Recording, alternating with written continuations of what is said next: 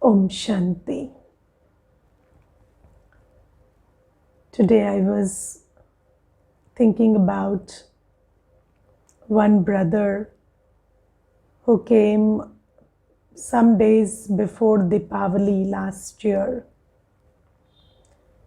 and he told me that he had acute anxiety, and then he wanted Baba to help him. And then he also told me that he's on medications from a psychiatrist. And then I asked him about his lifestyle and what he eats or drinks, or when does he wake up or sleep, or what does he do all through the day. And then he told me that he drinks occasionally and he smokes, and then I asked him that since he is on medications and he has consulted a psychiatrist, did the psychiatrist not ask him to leave alcohol or leave smoking? So he said, yes, he said, but then that's not possible. So I said, why is that not possible? So he said, you see, I belong to a certain community, and then we have this culture of drinking, and if we don't participate in drinking, then we are not welcome to the group. And then there's Deepavali coming, so we all have to sit and drink together. And he gave me a lot of justification about how drinking is very important, and then he said it's normal and it's considered very normal and natural behavior in the community that I live. And so I don't think that drinking is the problem because of which I'm suffering. So I said, I don't know whether your community says that or not, but your present predicament is screaming that that's not something that is suiting you. So you have to get over it. And why I'm giving you this example is because we create these sanskars, and these sanskars are then perpetuated in the form of culture. So, we create sanskars, then we create a culture, sanskriti, based on those sanskars, and then we defend those sanskars in the name of sanskriti. And we say that in my community, this is how it works, and in my community, this is what is deemed fit and right. But the fortune you have created out of it, your bhagya, that is speaking a different story. So if you are sorrowful and miserable because of an action, then that action cannot be defended in the name of culture or community or this or that. And you see, this example that I'm giving you of an addict of alcohol or an addict of cigarette is understandable to you if you are not an addict yourself. And if you are an addict yourself, then you will fail to understand this example, and you will be on the side of that person because you identify with his addiction. And you understand that it is very difficult to leave it. And this is why when Baba comes and talks about purity, and he says that we are an addict of lust, anger, ego, attachment, and greed. Yes, then many people or most people in the world, except a few Brahmins, fail to understand it, because this whole world is into this addiction right now. And what is an addiction? If you look at the very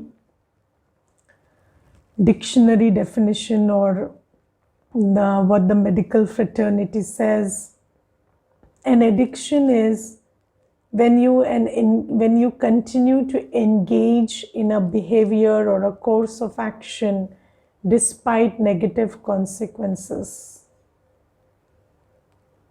And you see that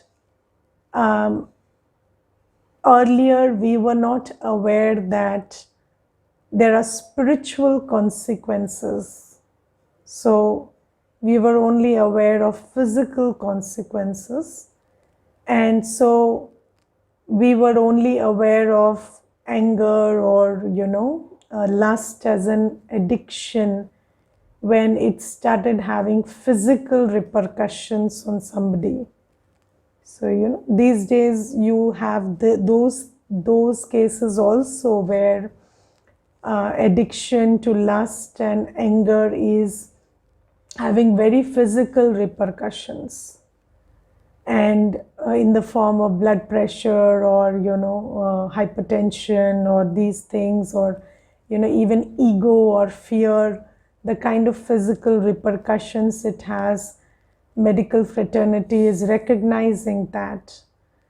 And with regard to lust also, you have some form of extreme addiction that is recognized in the world. But what we were not educated about is how it has spiritual repercussions, and how lust is robbing you of your power of peace and happiness, the power to create your own peace and happiness, because it has made you believe that you are dependent on sensual pleasure for that. And this is why Baba says, Ravan Mat. What is Ravan Mat? Ravan Mat means the opinion of Ravan, which has convinced you that you cannot stay happy and peaceful if your senses are not pleased by way of lust.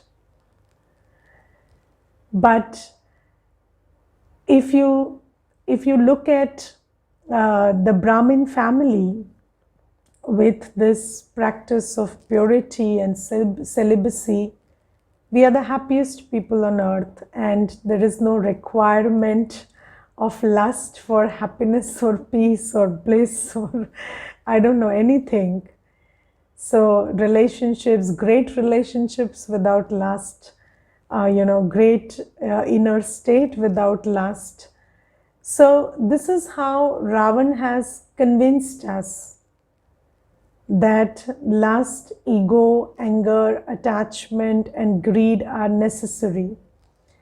And then we continue to do this despite negative consequences. And in the meditation, I was talking about being a slave. And who is a slave? A slave is somebody who has to seek permission for everything. So now we have to seek permission from, the state of the body, or the state of our relationships, or the state of our finances, or the state of, whether there is regular supply of lust or not, in order to feel happy and peaceful. So something that belonged to us totally, and it was our right that you could be blissful, joyful, happy, peaceful all the time, has been taken away from us, and we have been converted into slaves of people, places, things, and sensual pleasures. But we continue to engage with them in the name of sanskars and sanskriti, and then we say that, this is the culture of the world, and you cannot have a celibate marriage, and this is an oxymoron, and you cannot continue like this, and then what will people say, and this is not the structure of the society. Or if you are a very peaceful boss and a very polite boss, it doesn't work like that. So what do? You keep spoiling your spiritual health because you want to fit into the society. So, is our predicament any different from that fellow who told me that he has to continue being anxious, but he has to take alcohol because he has to fit into his community? And there are some people who believe that if he doesn't drink, then he doesn't fit into that community. So this is the question that we need to ask ourselves. And when Baba comes, Baba tells us, look at me. I don't have a body. I don't engage in lust, anger, ego, attachment, and greed. And I'm the ocean of peace and happiness. And so are you. So Baba says, you are also my child. You are a soul. This body is just an instrument. This world is just what you live in. Don't get caught up in what it has taught you. You are a pure soul. You don't need to engage in any of these things. And when you are pure, happiness and peace is your birthright. And Baba says, become pure. So just discard, do away with every form of sensual pleasure. That is what Baba teaches us. And Baba says, in the Murli today, Baba says, I teach you to drink nectar and leave poison. So Baba says, I teach you, in Hindi it is said, Amrit chhod vish kahe ko khaye. So Baba comes and teaches us this, that you can have Amrit. You want to come to a state of peace and happiness. Churn on the Gyan I am giving you. Think about me. Think about your soul world. Think about the new world that's coming. You don't need to engage in these activities for happiness and peace. And this is how Baba every day convinces us that purity is your nature. And you are pure, and you as a soul, you as a pure soul, have a birthright to peace and happiness. And if it is impurity that has made you a slave, and that's why you are begging, beseeching, seeking peace and happiness. So Baba says that that's not your nature. And in today's Murli, Baba says that, you have lost everything, and then I'm setting everything right. And we call Baba Bigdi ko banane wala. Yes, Bholanath Bigdi ko banane wala means whatever has been, made wrong, I make it right. And today in the Murli, Baba cautions us with the song, and there is this song of warning, and that song is in Hindi. It's very beautiful, so let me tell it in Hindi first. Dil ka sahara toot na jaye, ban ke nasiba phoot na jaye. So Baba says, the support of your heart should not go away, and the fortune that you are creating should not stop. So Baba says that now that you have found me, and I am telling you about how powerful you are and what kind of a slave you've become, just hold on to my hand. This support should not be let go of. Sometimes I see that children tell me that, I had to cook breakfast, or I had to do this or that, or I got late to wake up, or I was taking a bath, so I missed the class. And I'm really amazed that you could actually let go of your spiritual dose for such stupid reasons. And we have 24 hours a day. We can do those mundane things in those time, and Baba says your meditation time to fill your soul with the power of truth, the time to churn the truth that Baba is giving you is very valuable. Don't miss those times. That's something you do for yourself. And your spiritual development is the basis of your life existence, the quality of your life. Everything is dependent on the quality of you, the soul. So Baba says, don't give up on that. And you have to hold on to Baba. And the spiritual lifestyle, the lifestyle that Baba has given us, the practice of morning meditation, the listening of the Murli, the churning of the Murli in the month-end class, or the breaks of traffic control, celibacy, pure food, these are what make us cling on to Baba.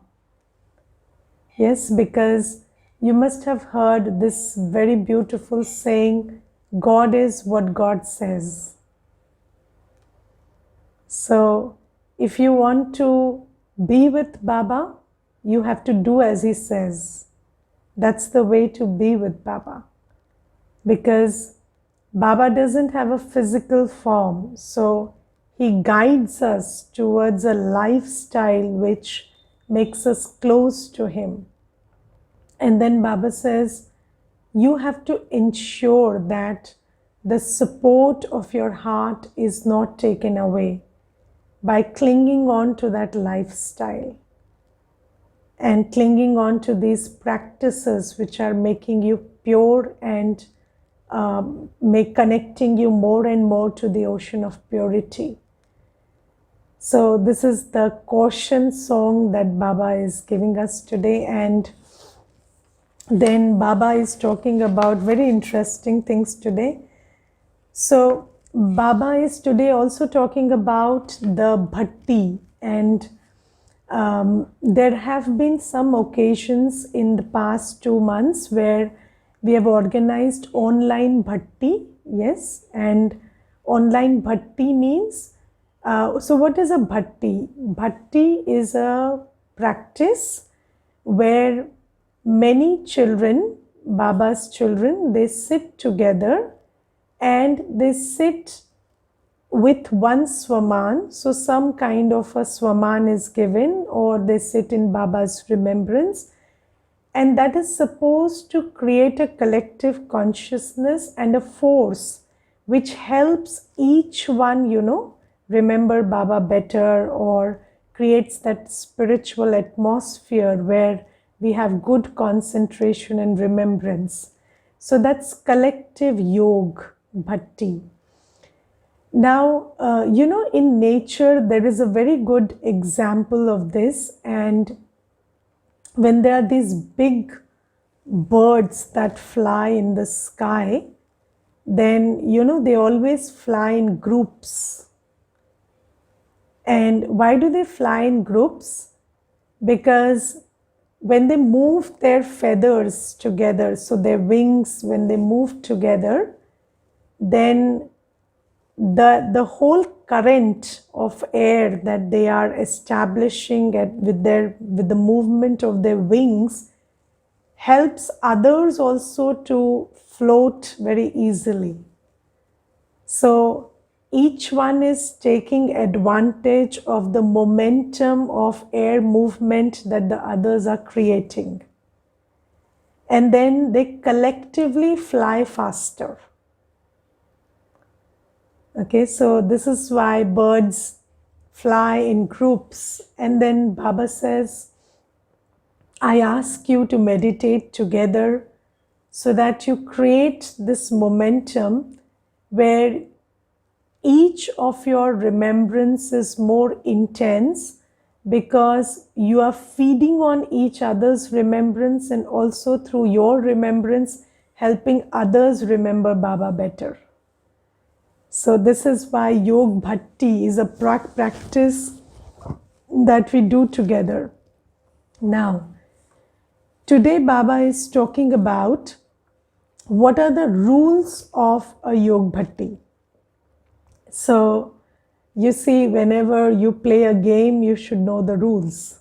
And these are spiritual games that Baba teaches us. And Baba tells us the rules today.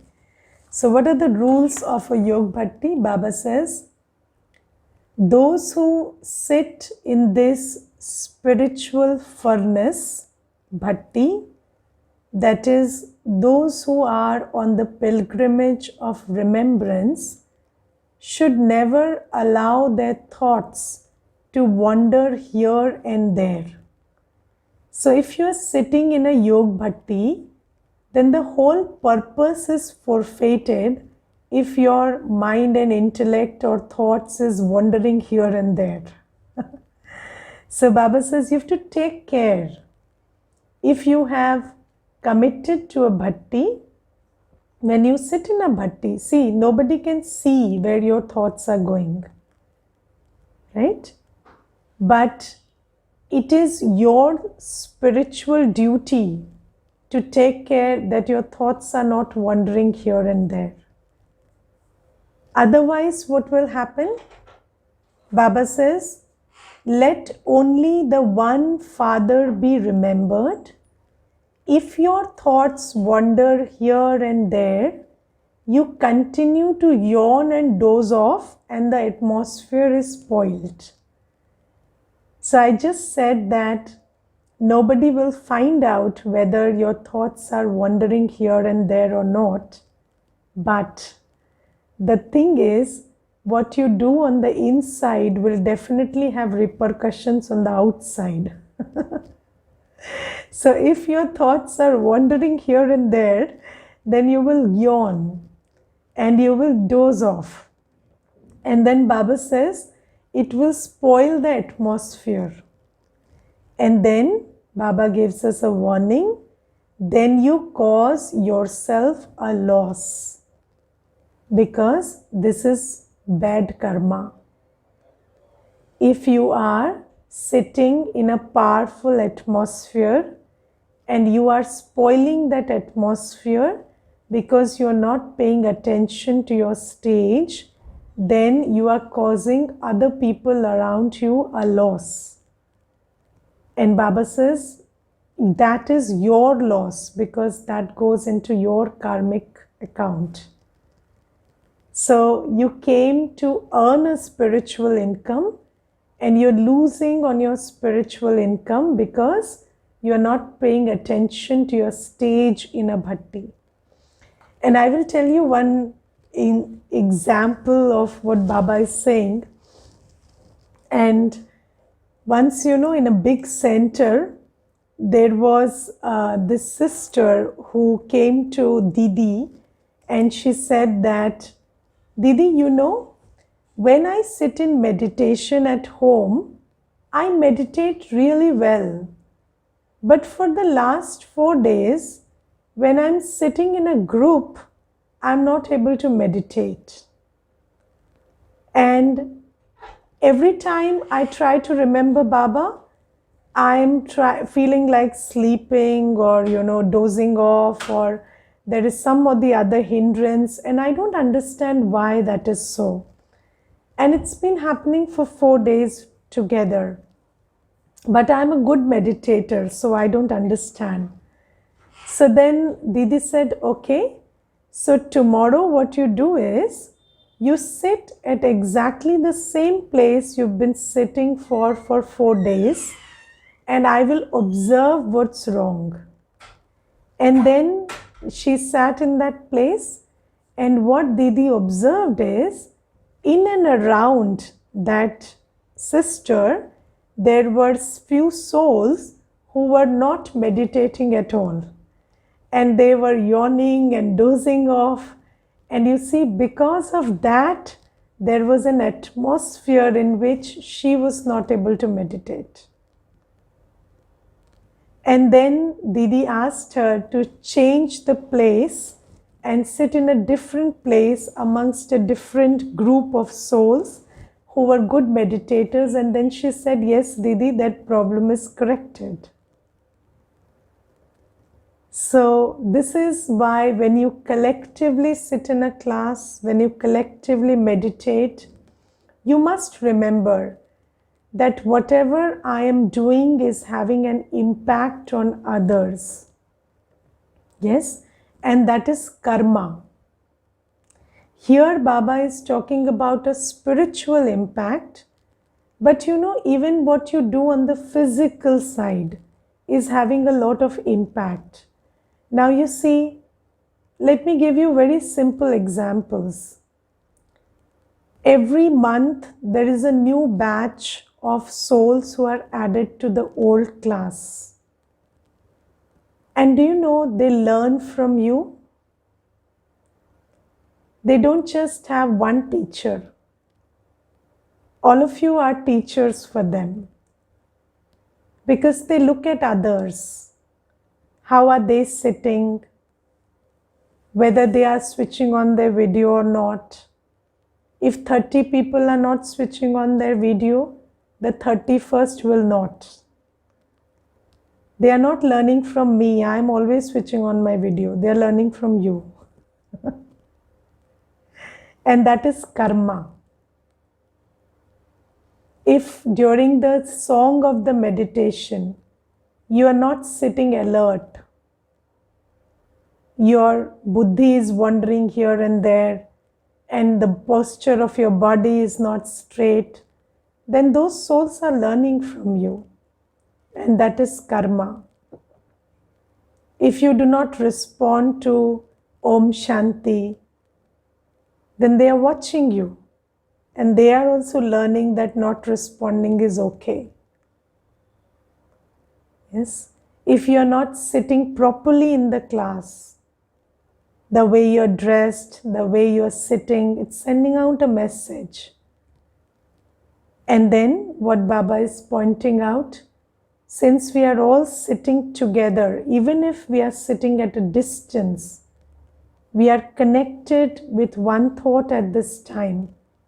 And if we are all sitting with concentration and remembrance of Baba, then it builds an atmosphere where other souls are also spiritually empowered through our practice.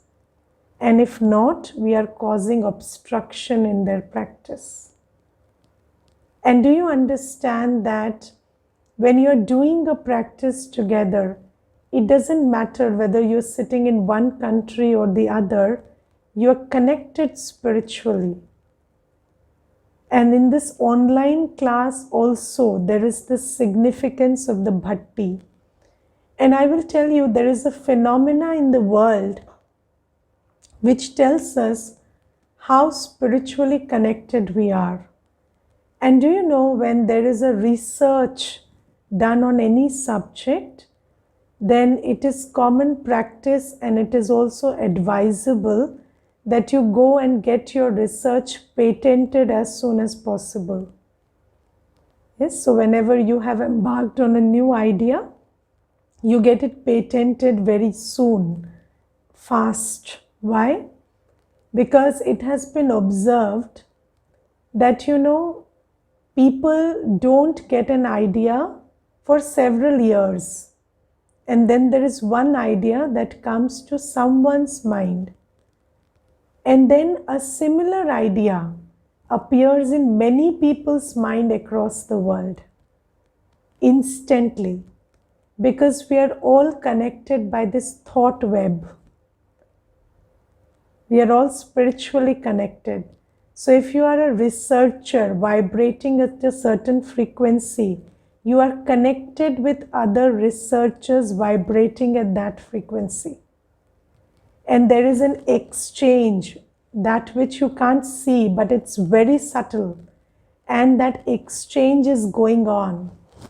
And this is why this problem that whenever somebody comes up with a novel idea, there are other people also simultaneously coming up with similar ideas at that time takes place.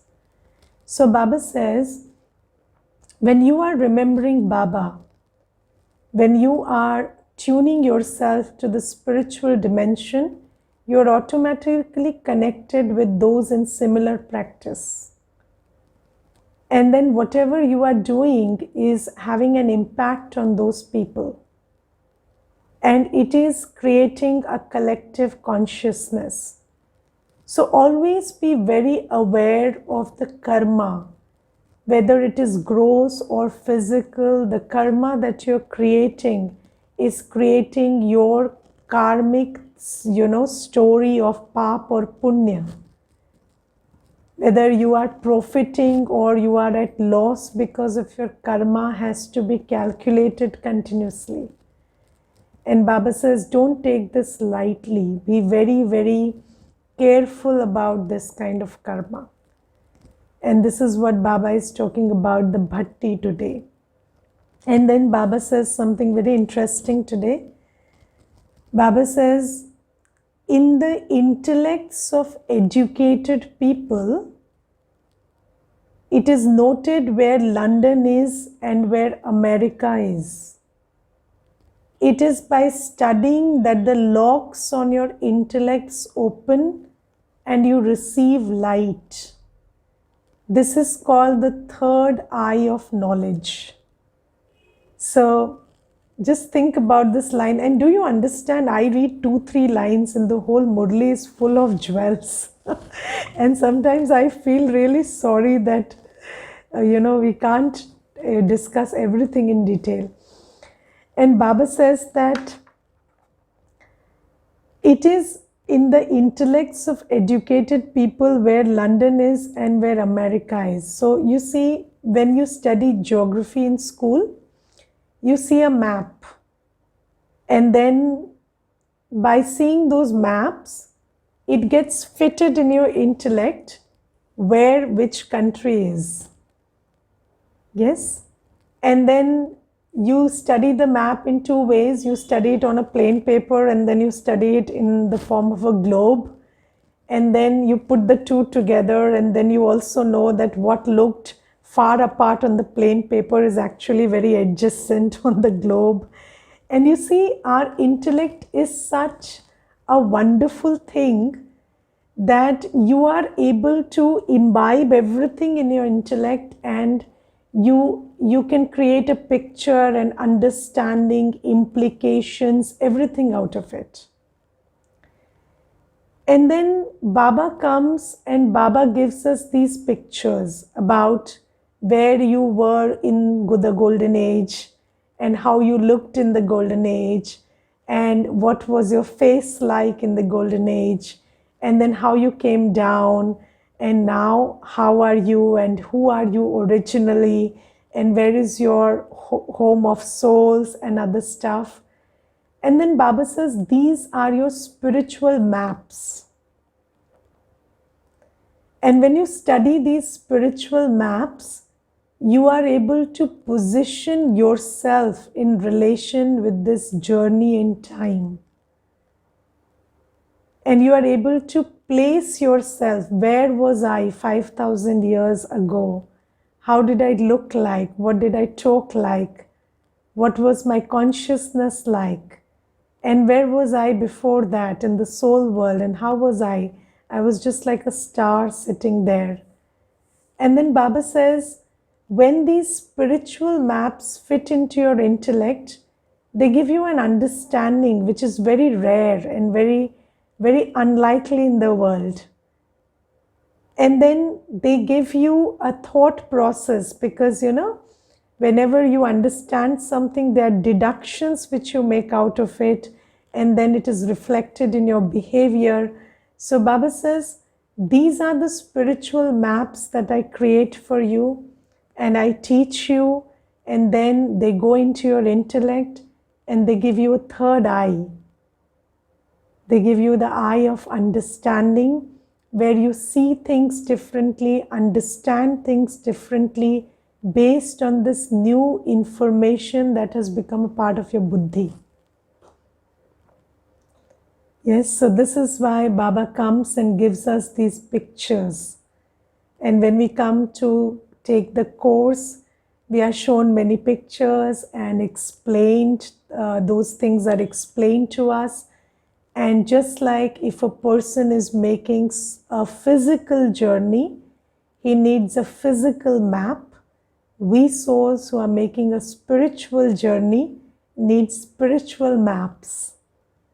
Yes, and they show us the milestones in our journey. So what does our angelic stage look like? What does our incorporeal stage look like?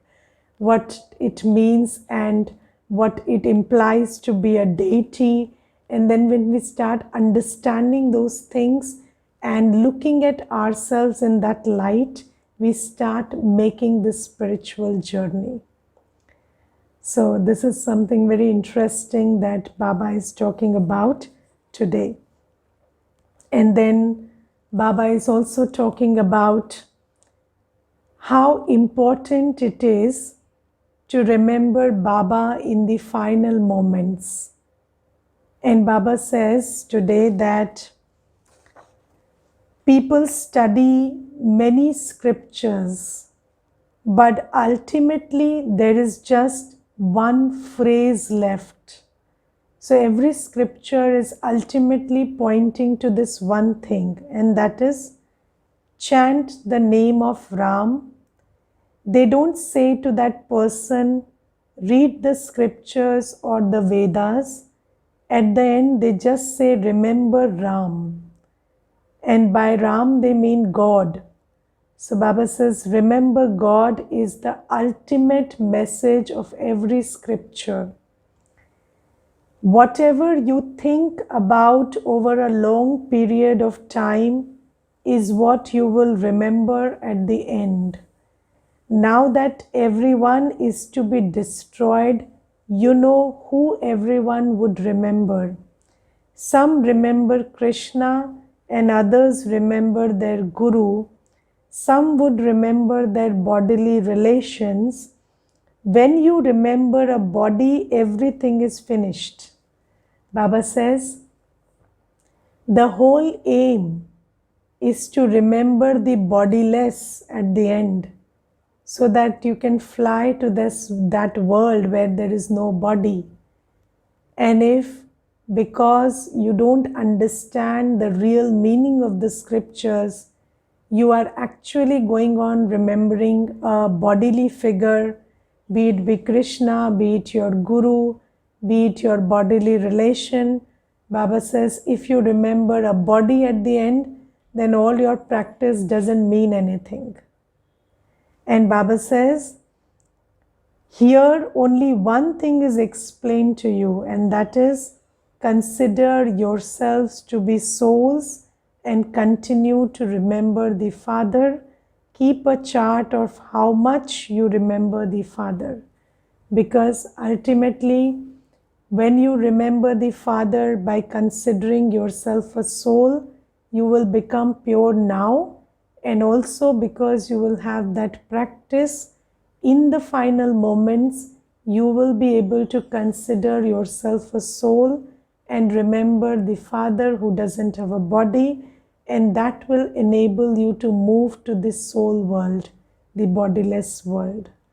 So Baba says this is what every scripture wanted to tell you, but they did not know how to tell you, so they confused you, and then you got caught up in remembering bodily beings.